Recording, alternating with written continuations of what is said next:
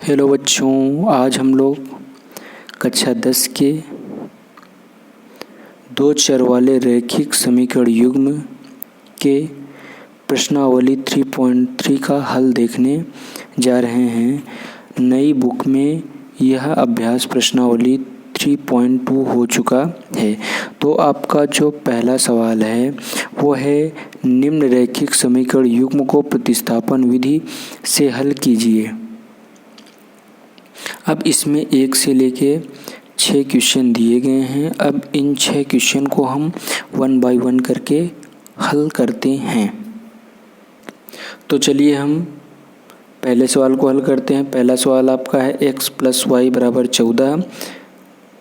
इसको हम क्या कर देते हैं, समीकरण 1 मान लेते हैं। और दूसरा है x - y = 4। इसको क्या कर लेते हैं, समीकरण 2 मान लेते हैं। समीकरण 2 से हमें क्या करना है, एक चर को एक तरफ और एक चर को अन्य सभी को दूसरे तरफ करना है।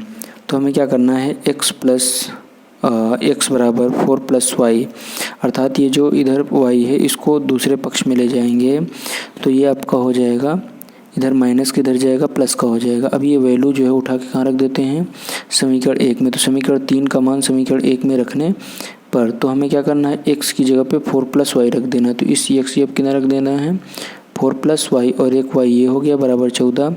अब ये y और ये y मिलकर 2y हो गया और इधर आपका 4, ये इधर प्लस का है उधर जाएगा माइनस का हो जाएगा। 14 में 4 घटाएंगे 10 और इधर आपका 2y है और 2 से 10 में डिवाइड करेंगे तो 2 × 5 = 10। तो आपकी जो y की वैल्यू है कितनी आ जाएगी, 5 आ जाएगी। अब ये y = 5 जो है इसको क्या करेंगे, समीकरण 3 में रख देंगे। समीकरण 3 में रखेंगे तो x की जगह y की जगह हमने 5 रखा तो 4 और 5 जोड़ेंगे तो कितना आ जाएगा, 9। तो x की वैल्यू कितनी आ जाएगी, 9। अब हम लोग चलते हैं प्रश्नोत्तर संख्या 1 के दूसरा। s - t = 3 समीकरण नंबर 1 और s/3 + t/2 = 6, क्योंकि दोनों अभाज्य संख्याएं हैं तो 3 और 2 का लासा कितना हो जाएगा, 6 हो जाएगा। अभाज्य संख्या होती है तो आप ऐसे गुणा कर सकते हैं, 2s और इधर हो जाएगा 3t। तो 2s + 3t/6 = 6। इसका क्रॉस मल्टीप्लाई करेंगे तो 6 × 36। तो 2s + 3t = 36 समीकरण नंबर 2। समीकरण 2 से हम लोग क्या करते हैं कि एक चर को एक तरफ करते हैं, बाकी अन्य सभी को दूसरे तरफ कर देते हैं। क्यों करें, क्योंकि हमें इसको प्रतिस्थापन विधि से हल करना है। अब ये इधर गुणा में इधर जाएगा भाग में हो जाएगा और ये इधर प्लस का इधर गया, काहे का हो गया, माइनस का हो गया। अब समीकरण 3 का मान 1 में रखने पर अर्थात ये जो वैल्यू आई है इसकी वैल्यू 36 - 3t/2, इसको उठा के कहाँ रख देते हैं, समीकरण 1 में रख देते हैं। तो समीकरण 1 क्या है, s - t = 3 और s की जगह हम कितना रख देंगे, 36 - 3t/2 और -t = 3। अब दोनों का एलसीएम 2 हो जाएगा। अब क्योंकि हर सेम ही है तो यही सेम टू सेम उतार लेंगे, 36 - 3t और इसके साथ गुणा हो जाएगा तो 2 × 1 = 2 2t 3/2। अब ये 3 दूनी कितना हो जाएगा, 6 और ये 36 3 2 कितना हो जाएगा, 5 - 5t। अब इधर -5t है, इधर माइनस का 36 है, इधर जाएगा वो इधर प्लस का 36, इधर जाएगा माइनस का 36। अब 36 में से हम 6 घटा देंगे तो बचेगा माइनस का 30। अब 5 × 6 = 30 तो t का मान कितना आ जाएगा, 6। अब वह जो वैल्यू आई है s = 36 - 3t/2। अब t की जो वैल्यू आई है 6, इसको उठा के समीकरण 3 में रख देंगे। तो 6 × 3 = 18, 36 में से 18 घटाएंगे बचेगा 18, नीचे आपका 2 है और 2 से 18 में डिवाइड करेंगे तो 2 × 9 = 18। तो इसकी वैल्यू कितनी आ जाएगी, 9। अब हम लोग चलेंगे प्रश्नोत्तर संख्या 1 का तीसरा। 3x - y = 3 और 9x - 3y = 9, इसको समीकरण 1 मान लेंगे, इसको समीकरण 2 मान लेंगे। समीकरण 2 से एक ऐसा समीकरण बनाएंगे जिसका एक चर एक तरफ रहे, बाकी अन्य सभी दूसरे तरफ पहुंच जाए। तो ये इधर माइनस का उधर गया प्लस का हो गया, ये इधर गुणा में उधर गया भाग में हो गया। इन दोनों से 3 कॉमन ले लिए तो 3 × 3 = 9, 3 × 1 = 3। तो अब 3 से 9 में डिवाइड कर देंगे तो 3 त्रिक का 9, तो 3 + y/3, तो ये आपकी समीकरण 3 आ गया। अच्छा, एक नियम याद रखिएगा कि प्लस है उधर जाएगा माइनस, माइनस है तो प्लस, प्लस है तो माइनस, गुणा में है तो भाग, भाग में है तो गुणा, रूट में है तो स्क्वायर, स्क्वायर में है तो रूट। अभी जो समीकरण 3 का मान है उठा कहाँ रख देते हैं, समीकरण 1 में रखने पर, तो x की वैल्यू हम 3 + y/3 रख देते, 3 + y/3 रख देते हैं। 3 से 3 कैंसिल हो जाएगा, 3 + y - y = 3, y से y कैंसिल हो गया, 3 = 3। अतः हल ज्ञात नहीं किया जा सकता है, क्योंकि चर से मुक्त हो गया। जब चर से मुक्त हो गया तो हल नहीं ज्ञात किया जा सकता है। अब है आपका सवाल नंबर चौथा। सवाल नंबर चौथा है 0.2x + 0.3y = 1.3, और समीकरण इसको पुट कर लेंगे। और दूसरा है 0.4x + 0.5y = 2.3, समीकरण नंबर 2। समीकरण 2 से हम लोग क्या करेंगे, 0.4x एक ऐसा समीकरण बनाएंगे जिसका एक चर एक तरफ रहे, बाकी अन्य सभी दूसरे तरफ पहुंच जाएं।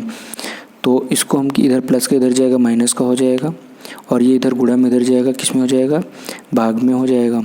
अब क्या करेंगे, समीकरण 1 में मान रखने पर ये जो 3 का मान आया है, अर्थात x बराबर इतना आया है, इसको उठा के यहाँ पर समीकरण 1 में रखना है। तो समीकरण 1 में रखेंगे तो x की जगह पे 2.3 - 0.5 y/ इतना रखेंगे, और दशमलव से दशमलव कैंसिल हो जाएगा, और 2 दूनी 4, तो यहाँ पर कितना आ जाएगा 2, और 2 तिहाई कितना हो जाएगा 6, लंगड़ी भिन्न है, 2 तिहाई 6।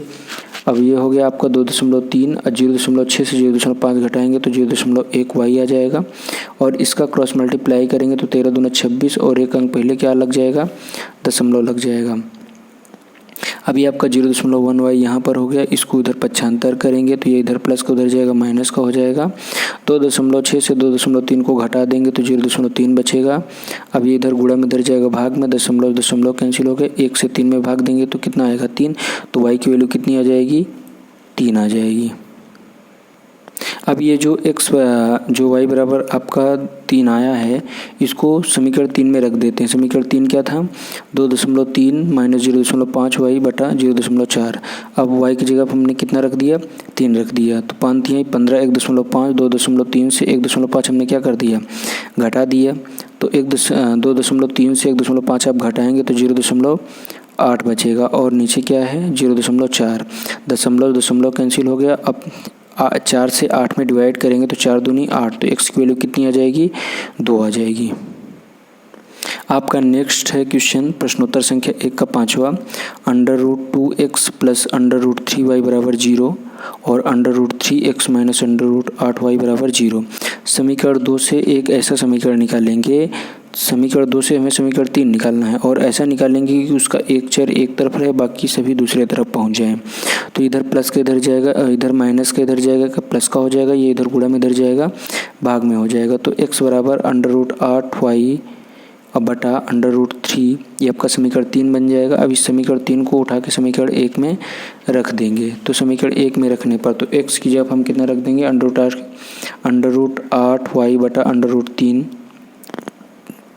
तो ये हो जाएगा 8 दूनी 16 y बटा √3, अब प्लस √3y = 0। और ये 16 जो है निकलेगा बाहर तो 4 का वर्गमूल है, और ये 3 3 त्रिक का 9, और 9 बाहर निकलेगा तो 3 हो जाएगा, तो ये हो जाएगा 3y, और ये बटा √3। अब √3 का 0 के साथ गुणा होगा 0, और ये 4 3 कितना हो जाएगा 7, ये इधर गुणा में इधर जाएगा भाग, 7 से 0 में डिवाइड करेंगे तो 0, तो y की वैल्यू कितनी आ जाएगी 0 आ जाएगी। अब ये 0 जो है समीकरण 3 में रखने पर, जब समीकरण 3 में y की जगह 0 रखेंगे तो ये पूरा इसको क्या कर देगा 0 कर देगा, तो x की वैल्यू कितनी आ जाएगी 0 आ जाएगी। प्रश्नोत्तर संख्या 1 का VI। अब इसमें सवाल है 3x बटा 2 - 5y बटा 3 बराबर -2। अभी ये जो है इसको एक समीकरण का रूप दे देते हैं, तो दोनों अभाज्य संख्या हैं, तो दोनों का एलसीएम 6 हो जाएगा, इसका इसके साथ गुणा होगा, इसका इसके साथ गुणा होगा। लेकिन कभी जब ये दोनों अभाज्य संख्या होंगी सिर्फ तभी।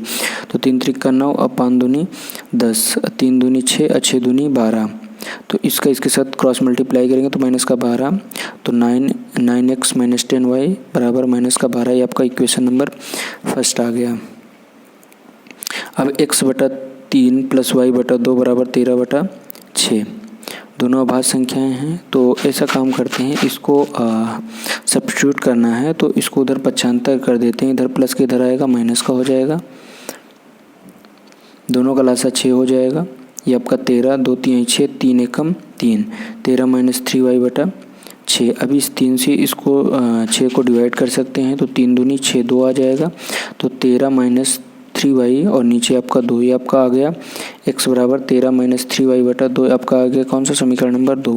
समीकरण 2 का मान समीकरण 1 में रखने पर तो x बराबर 13 माइनस 3y बटा 2, तो x की हम कितना रख देते हैं 13 माइनस 3y बटा 2 और इधर आपका माइनस का 10y बराबर माइनस का 12, 3 9 है 117 और 9 त्रिक 27 बटा 2 माइनस 10y बराबर माइनस का 12।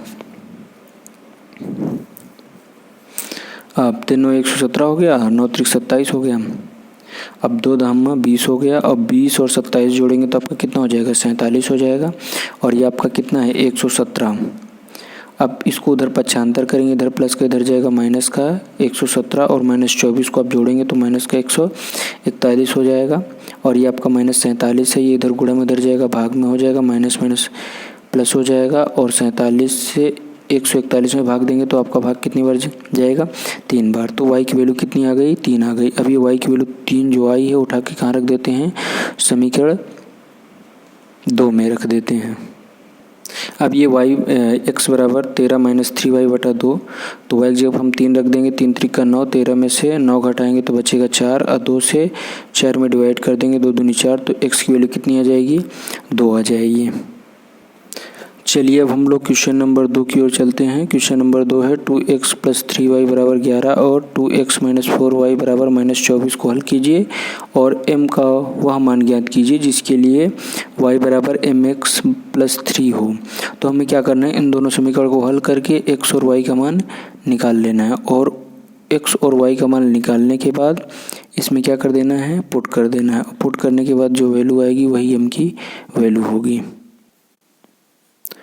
तो आपका क्वेश्चन नंबर 2 है 2x प्लस 3y बराबर 11 और इसको हमें क्वेश्चन फर्स्ट ले लेना है और दूसरा है 2x माइनस 4y बराबर माइनस का 24 समीकरण नंबर 2। समीकरण 2 से हमें एक ऐसा समीकरण बनाना है जिसका एक चर एक तरफ रहे और बाकी अन्य सभी दूसरी तरफ हो जाएं। तो समीकरण 2 से हमें करना है, इधर माइनस का इधर जाएगा प्लस का हो जाएगा, ये इधर गुणा में इधर जाएगा भाग में हो जाएगा। अब इन दोनों से हमें क्या करना है, इसमें डिवाइड कर देना है और डिवाइड करेंगे तो 12 दूना 24 और 2 दूनी 4, तो ये हो जाएगा माइनस का 12 प्लस का 2y। तो x की वैल्यू कितनी आ जाएगी माइनस 12 प्लस 2y। ये आपका हो जाएगा समीकरण नंबर 2। अब समीकरण 3 का मान समीकरण 1 में रखने पर तो जो ये x की वैल्यू माइनस 12 प्लस 2y है उसको उठा के हम समीकरण 1 में रख देते हैं। तो x की वैल्यू माइनस 12 प्लस 2y इसमें रख दिए। अब वितरण का नियम लगेगा, 12 दूना 24 और 2 दूनी 4 और ये आपका 3y और ये आपका 11। तब ये 4 और 3 जुड़ के कितना हो जाएगा 7 और ये आपका माइनस 24, इसको पक्षांतर करेंगे, इधर माइनस को उधर जाएगा प्लस का 24 और 24 और 11 जोड़ेंगे 35 और 7 से इसमें डिवाइड करेंगे 35 में, तो 7 बचे 35, तो y की वैल्यू कितनी आ जाएगी 5। अब ये जो y की वैल्यू 5 आई है उसको उठा के हम कहाँ रख देंगे समीकरण 3 में। तो जब समीकरण 3 में रखेंगे तो हमें किसका मान निकल आएगा x का मान निकल आएगा। तो x बराबर हम क्या कर देते हैं, आपका जो समीकरण दिया है x बराबर माइनस 12 प्लस 2y, y की जगह हम कितना रख देंगे 5, 5 दूनी 10 और 12 में से 10 घटाएंगे तो बचेगा 2 और 12 से घटा रहे हैं उसके पहले माइनस है तो माइनस, तो x की वैल्यू कितनी आ जाएगी माइनस की 2। अब हमें क्या करना है, अब y बराबर mx प्लस 3 में हमें x की जगह कितना रख देना है माइनस का 2 और y की जगह कितना रख देना है 5। अब ये माइनस का 2m हो जाएगा और इसको माइनस का 2m इसको इधर लाएंगे तो 5 में से 3 घटा देंगे तो आपका कितना बचेगा 2, इधर प्लस का इधर आएगा माइनस का, ये इधर गुणा में है, इधर जाएगा तो किस में हो जाएगा यानी इधर जाएगा तो ये हो जाएगा भाग में, 2 से 2 में भाग देंगे तो 2 एकम 2, तो m की वैल्यू कितनी आ जाएगी माइनस की 1। चलिए अब हम लोग देख लेते हैं क्वेश्चन नंबर 3। निम्न समस्याओं में रैखिक समीकरण युग्म बनाइए और उनके हल प्रतिस्थापन विधि द्वारा ज्ञात कीजिए। दो संख्याएं जिनका अंतर 26 है और उनमें से एक संख्या दूसरी संख्या की 3 गुनी है, उन्हें ज्ञात कीजिए। प्रश्नोत्तर संख्या 3 का फर्स्ट, माना पहली संख्या बराबर x, तो आपको क्या करना है, पहली संख्या x मान लेना है और दूसरी संख्या क्या मान लेना है, y मान लेना है। प्रथम शर्त अनुसार ये कह रहा है कि दोनों संख्याओं का जो अंतर है वो कितना है, 26 है। तो दोनों संख्याओं का अंतर 26 है, तो पहली संख्या x है, दूसरी संख्या क्या है, y है। तो x और y का जो अंतर है कितना है, 26 है, तो x माइनस वाई बराबर आपका कितना आ जाएगा, 26। ये हो जाएगा इक्वेशन नंबर फर्स्ट। दूसरी शर्त ये कह रही है कि जो पहली संख्या है दूसरी संख्या की 3 गुनी है। जो पहली संख्या है वो दूसरी संख्या कितनी गुनी है, 3 गुनी है। तो पहली संख्या हमारी x है और दूसरी संख्या कितनी है, y है। और तो यहाँ से आपका शर्त रेडी हो जाएगा कि पहली संख्या दूसरी संख्या कितनी गुनी है, 3, आपका समीकरण नंबर 2। अब ये समीकरण 2 का मान जो है समीकरण 1 में क्या कर देते हैं, प्रतिस्थापित कर देते हैं। समीकरण 2 का मान समीकरण 1 में प्रतिस्थापित करने पर तो हम x जब किनारे रख देते हैं 3y, x जब किनारे रख देते हैं 3y, 3y माइनस वाई बराबर कितना हो जाएगा, 26। 3y में से y घटा देंगे कितना आ जाएगा, 2y। अब 2y बराबर आपका कितना आ जाएगा, 26। अब ये इधर गुणा में इधर जाएगा भाग में। अब 26 में 2 से भाग देंगे तो 13 दूना कितना आ जाएगा, 26। तो y बराबर आपका कितना आ जाएगा, 13। तो समीकरण 2 में y बराबर 13 रखने पर तो y की जगह हम कितना रख देते हैं, 13। तो ये जो आपकी y है यहाँ पर, तो y की जगह कितना रख देते हैं, 13। 13 तियाँ 39, तो y की वैल्यू x की वैल्यू कितनी आ जाएगी, 39। तो चलिए अब हम लोग नेक्स्ट क्वेश्चन हल करते हैं। आपका नेक्स्ट क्वेश्चन है प्रश्नोत्तर संख्या 3 का दूसरा। उसमें कह रहा है कि माना बड़ा कोण x है और छोटा कोण कितना है, y है। प्रथम शर्त अनुसार उसमें एक शर्त ये दे रहा है कि जो बड़ा कोण है वो छोटे कोण से 18 अंश क्या है, अधिक है। बड़ा कोण छोटे कोण से 18 अंश क्या है, अधिक है। तो अधिक है तो इसमें हमने क्या कर दिया, 18 ऐड कर दिया छोटे वाले में। तो x बराबर y प्लस 18 समीकरण नंबर कितना हो जाएगा, 1। दूसरी शर्त ये कह रही है कि दोनों कोण कैसे हैं, संपूरक कोण है। तो आपको याद रखना पड़ेगा कि दोनों संपूरक कोणों का जो योग होता है वो हमेशा किसके बराबर होता है, 180 अंश के बराबर होता है, जिसे यहाँ पर दिया हुआ है। नेक्स्ट देखते हैं। इसमें आपका सवाल दिया है, दो संपूरक कोणों में बड़ा कोण छोटे कोण से 18 डिग्री अधिक है, उन्हें ज्ञात कीजिए। तो यहाँ पर सवाल में जिक्र किया गया था कि दोनों कोण कैसे हैं, संपूरक कोण है। तो दोनों संपूरक कोणों का योग कितना होता है, 180 अंश होता है। तो एक समीकरण यहाँ से, एक समीकरण यहाँ से। तो इस जो x बराबर y प्लस 18 आया था, इस x के मान को समीकरण 2 में क्या कर देते हैं, प्रतिस्थापित कर देते हैं। तो x जब हम कितना रख देते हैं, y प्लस 18। तो x जब हमने कितना रख दिया, y प्लस 18। तो एक y यहाँ पर, एक y यहाँ पर, तो y कितना हो गया, 2y। इधर प्लस का उधर गया माइनस का, 180 में से 18 घटाएंगे तो कितना हो जाएगा, 162। ये इधर गुणा में इधर जाएगा, किस में हो जाएगा, भाग में हो जाएगा। अब 2 8 16, 2 1 कम 2, तो y की वैल्यू कितनी आ जाएगी, 81। अब ये y की वैल्यू 81 है, समीकरण 1 में क्या कर देते हैं, रख देते हैं। तो y की जगह हम रख देंगे 81। तो 81 और 18, तो 81 18 को जोड़ेंगे तो कितना आ जाएगा, 99। अर्थात जो दूसरा कोण है वो कितने अंश का है, 99 अंश का, और पहला कोण कितने अंश का है, 81 अंश का। अर्थात बड़ा कोण कितने अंश का है, 99 अंश का, और छोटा कोण कितने अंश का है, 81 अंश का। एक क्रिकेट टीम के कोच ने 7 बल्ले 6 गेंद खरीदे, जिसमें उनको 3800 रुपये पड़ गया। और फिर उन्होंने 3 बल्ला और 5 गेंद खरीदा तो उनको 1750 रुपये देना पड़ा। तो एक बल्ले और एक गेंद की कीमत बताइए। और नेक्स्ट क्वेश्चन है कि एक नगर टैक्सी के भाड़े में एक नियत किराया जो है, मतलब नियत किराया जो है 100 रुपये मान लेते हैं, और 10 किलोमीटर जाता है तो उसको 105 रुपये पड़ जा रहा है, और 15 किलोमीटर जाता है तो 155 रुपये। माना एक बल्ले की कीमत x रुपये और माना एक गेंद की कीमत y रुपये है। तो जब उन्होंने 7 बल्ला खरीदा, जब एक बल्ला x रुपये का है तो 7 बल्ला 7x का हो जाएगा, और एक बल्ला y रुपये का है और गेंद जो है y रुपये का है, तो उन्होंने 6 गेंद खरीदा तो 6y कुल मिला के 3800 रुपये। और दूसरी शर्त, जब दूसरी बार उन्होंने खरीदा तो 3 बल्ला खरीदा और 5 गेंद खरीदा, तो 3x प्लस 5y बराबर उनको 1750 रुपये देना पड़ा। तो ये आपकी हो गई द्वितीय शर्त के अनुसार। ये पहला इक्वेशन, ये दूसरा इक्वेशन। समीकरण 2 से हमें क्या करना है, किसी एक चर को एक तरफ रखना है, बाकी अन्य सभी को एक तरफ रखना है। तो ये इधर जो है आपका गुणा प्लस में इधर आया माइनस का हो गया। अब ये इधर गुणा में इधर जाएगा भाग में, इसको क्या कर लेंगे, समीकरण 3 मान लेंगे। अब ये वाली जो वैल्यू है समीकरण 3 की, ये उसको उठा हम कहाँ रख देंगे, समीकरण 1 में रख देंगे।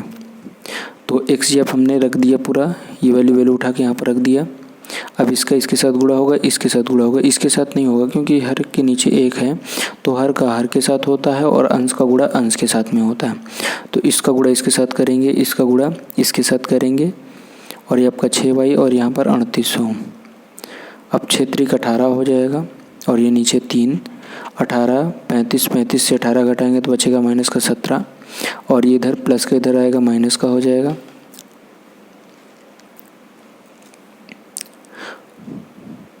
और 3 का 3800 के साथ गुणा करेंगे तो 11400 आ जाएगा। 11400 से 12250 घटाएंगे तो नहीं घटेगा, तो 12250 से 11400 घटाएंगे तो माइनस का 850, और इधर आपका 17y, 17 × 85, तो y की वैल्यू कितनी आ जाएगी 50। अब ये y की वैल्यू जो 50 आई है उसको उठा कर हम कहाँ रख देंगे, समीकरण 3 में।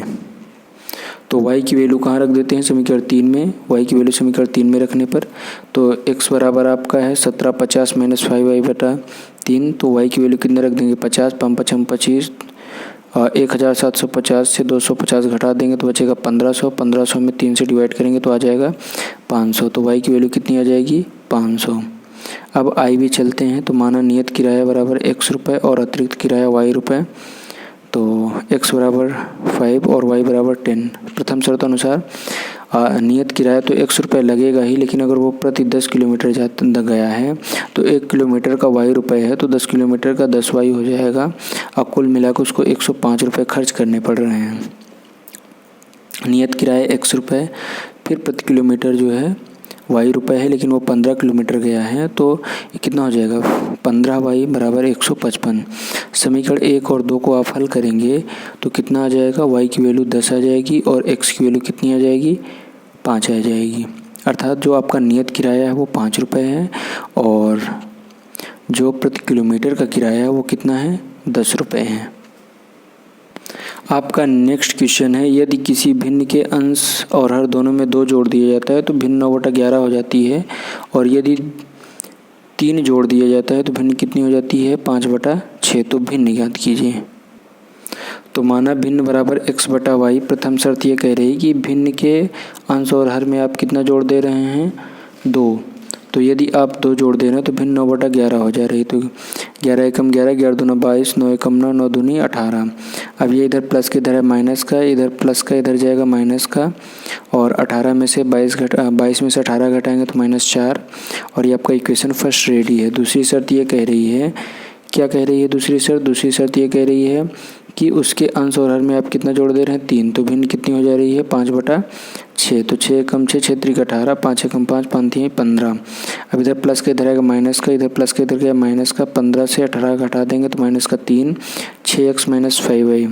अब इधर माइनस का इधर गया प्लस का हो गया, तो 6x बराबर -5y माइनस का 3, इधर गुणा में इधर जाएगा भाग में, तो ये आपका इक्वेशन रेडी हो गया थर्ड, x बराबर -5y -3/6। अब ये वैल्यू उठा के किसी भी समीकरण में रख देंगे।